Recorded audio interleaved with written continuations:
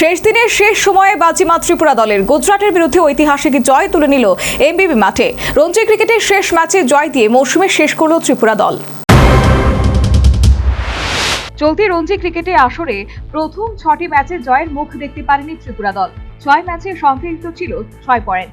শেষ ম্যাচে ঘরের মাঠে গুজরাটের বিরুদ্ধে শেষ লক্ষ্য ছিল জয়ের।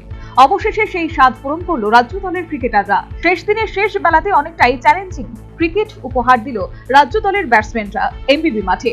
তৃতীয় দিনে 53 রানে 2 উইকেট হাতে নিয়ে গুজরাট রবিবার চতুর্থ দিনে তাদের দ্বিতীয় ইনিংস শুরু করেছিল, কিন্তু রাজ্য দলের বোলারদের সামনে ততটা নিজেদের তুলে ধরতে পারেনি গুজরাট ব্যাটসম্যানরা। অধিনায়ক হিং রাজিয়া সর্বোচ্চ 59 রান এবং প্রিয়াসের 51 রানের দৌলতে গুজরাট 9 উইকেটে 252 রান সংগ্রহ করে ডিক্লেয়ার্ড ঘোষণা করে। অন্তিম লগ্নে রাজ্য দলের সামনে জয়ের লক্ষ্য ছিল 177 রানের। এই লক্ষ্য তাড়া করতে গিয়ে 24 রানে রাজ্য দলের প্রথম 2টি উইকেটে চাপে পড়ে। তবে তৃতীয় বাবুল দে এবং শ্রীদাম পালের জুটিতে ঝড়ো 84 রানে রাজ্য দলের জয়ের পথকে প্রশস্ত করে দেয়। বাবুল দে 23 রানে আউট হলেও শ্রীদাম পালের 64 বলে 64 রান এবং বিজয় শঙ্করের 50 বলে 35 রানের দৌলতে রাজ্য দল 27.1 ওভারে জয়ের জন্য তুলে নেয় 179 রান। সেই ক্ষেত্রে রাজ্য দলের 6টি উইকেটের পতন ঘটলেও শেষ পর্যন্ত 4 উইকেটে গুজরাটকে হারিয়ে প্রথম জয় হাসিল করে ত্রিপুরা।